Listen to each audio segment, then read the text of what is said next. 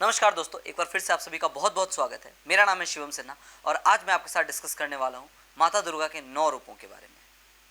9 रूपों में से आज मैं कुछ रूपों की चर्चा करूंगा आपके साथ और यह बताऊंगा कि माता के इन 9 रूपों की क्या महत्व है इनका और हमें इनकी पूजा अर्चना क्यों करनी चाहिए। इसमें हम लोग माता के 5 रूपों की चर्चा करेंगे। So let's start. शुरू करते हैं हम लोग माता के पहले रूप से और माता का पहला रूप है शैलपुत्री।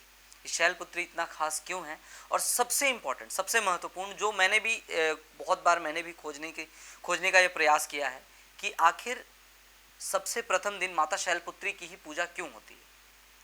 क्योंकि माता के 9 रूप हैं। ब्रह्मचारिणी हैं, चंद्रघंटा हैं और भी बहुत सारे, कात्यायनी हैं, कालरात्रि हैं, बहुत सारे रूप हैं। 9 रूप हैं, लेकिन 9 रूप में से सबसे पहले हम माता शैलपुत्री की ही पूजा क्यों करते हैं। इसका जवाब मैंने बहुत ढूंढने का प्रयास किया था लेकिन मुझे तो नहीं मिला था, बट मैं आपके लिए इसका आंसर आज लेकर आया हूँ। तो मैं आपको बताऊंगा कि आखिर हम लोग क्यों प्रथम दिन माता शैलपुत्री की पूजा करते हैं। सबसे पहले बात करते हैं दोस्तों कि माता का नाम शैलपुत्री कैसे पड़ा। क्योंकि ये हिमालय की पुत्री के रूप में इन्होंने जन्म लिया था, इसलिए इनका नाम हिमालय अर्थात शैल, और ये शैल की पुत्री हैं इसलिए इनका नाम शैलपुत्री पड़ा।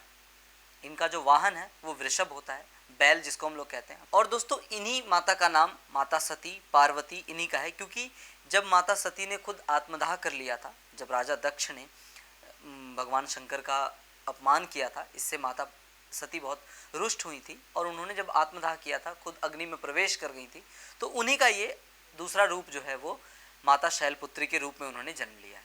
अब बात करते हैं कि माता शैलपुत्री की पूजा सबसे प्रथम दिन क्यों होती है। दोस्तों जिस प्रकार हम किसी भी कार्य को करते हैं तो हमारे लिए ऐसा होना चाहिए कि जब हम उस कार्य की शुरुआत करें तो हम उसको कंटिन्यू करें, यानी हम उसको आगे तक लेकर जाएं।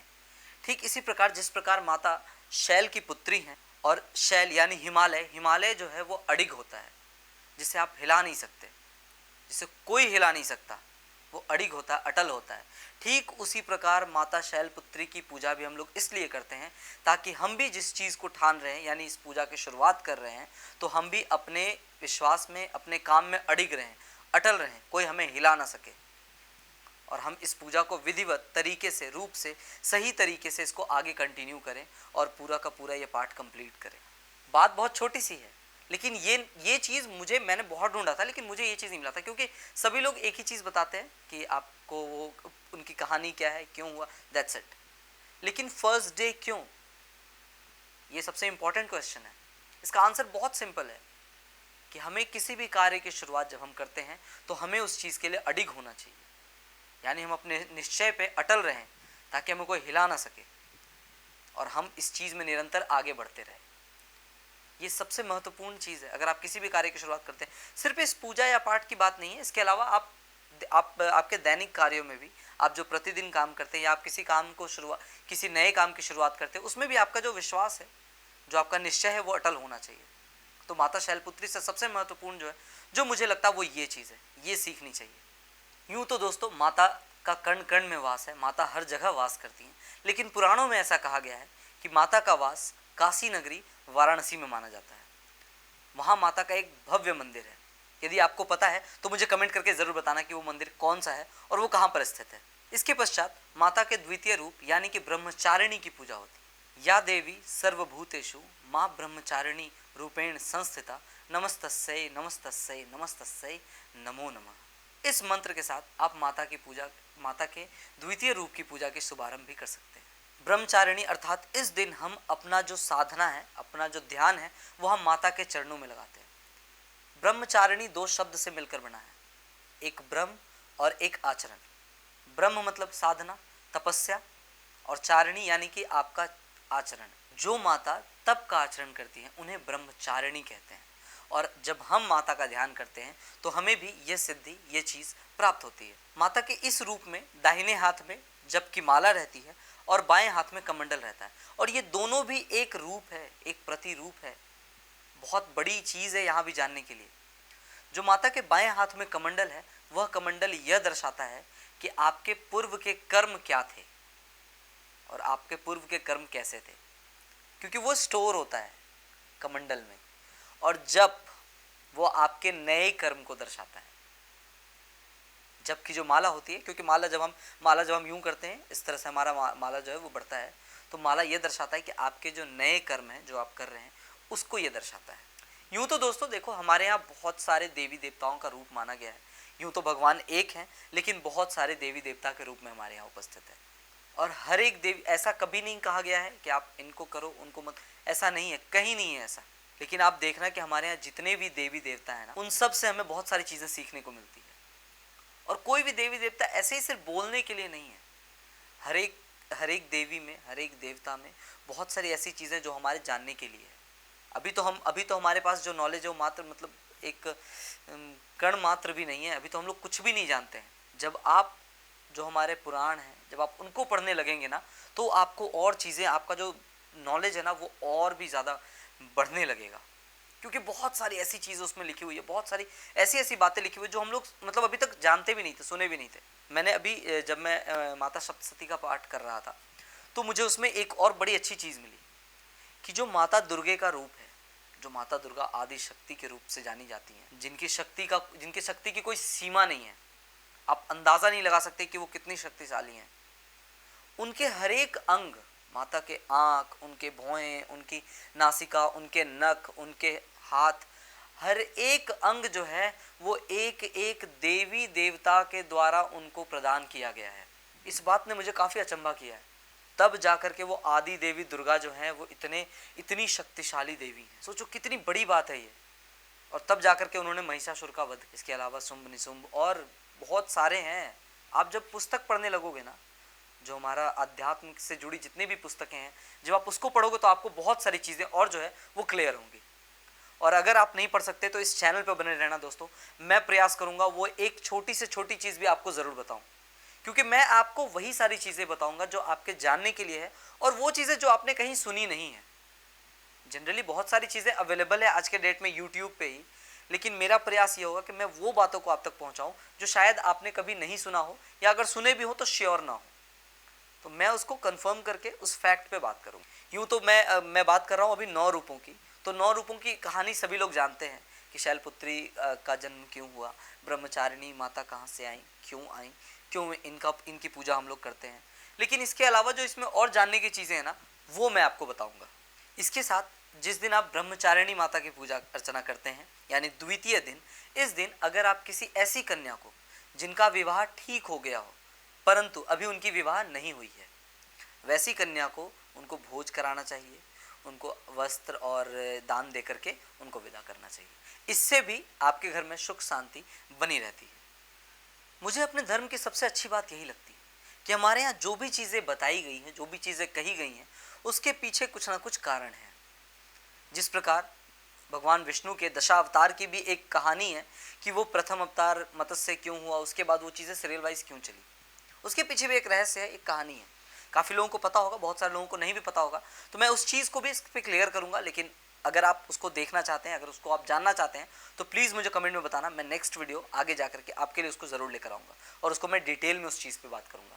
फिलहाल हम लोग बात करें दोस्तों माता के तृतीय रूप जो कि है चंद्रघंटा। तो माता चंद्रघंटा के प्रभाव से, उनके आशीर्वाद से जब कोई भी भक्त सही से इस चीज़ को करता है, इस तप को करता है, तो उनको दिव्य दर्शन होते हैं, अलौकिक चीज़ों के दर्शन, कई प्रकार के दिव्य ध्वनियाँ सुनाई देती हैं, आवाज़ें, दिव्य आवाज़ें सुनाई देती है।